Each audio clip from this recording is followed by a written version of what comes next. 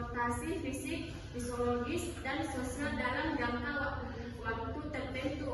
Mereka sering hidup dalam kondisi yang tidak aman, penuh tekanan, serta berada di bawah kontrol atau ancaman pihak lain. Pengalaman tersebut menyebabkan korban kehilangan kebebasan, rasa aman, dan hak dasar sebagai manusia. Dari aspek psikologis, korban trafficking umumnya mengalami trauma mendalam yang ditandai dengan kecemasan berlebihan, ketakutan terus-menerus, tidur, perasaan bersalah, malu, serta harga diri yang rendah. Banyak korban menunjukkan kesulitan mempercayai orang lain, menarik diri dari lingkungan sosial, dan mengalami gangguan stres pasca trauma PTSD akibat kekerasan atau eksploitasi yang dimulai. Adapun populasi korban trafficking yang pertama, korban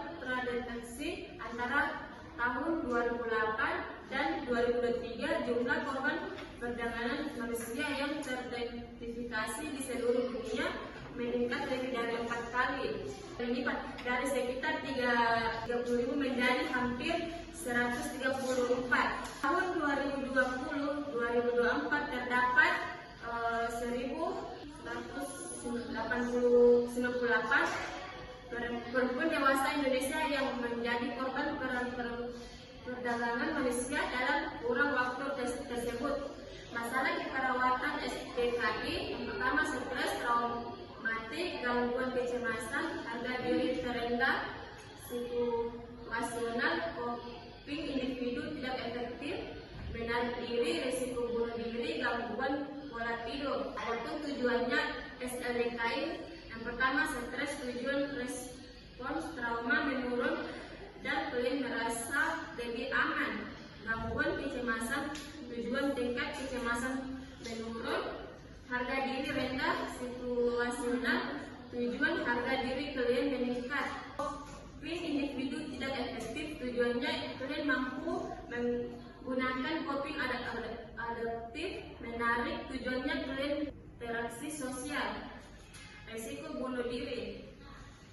Aspek etik autonomi memastikan klien diberi pihak dan tidak dipaksa. Kedua, benefikon memberikan intervensi terbaik dini keselamatan. Ketiga, tidak menimbulkan trauma baru,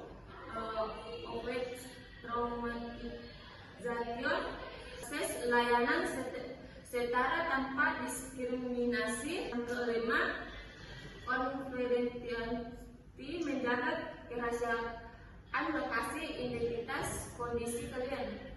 Aspek legal Indonesia yang pertama, UUD nomor 21 tahun 2007 tentang pemeriksaan tindak pidana dengan orang atau TPPO.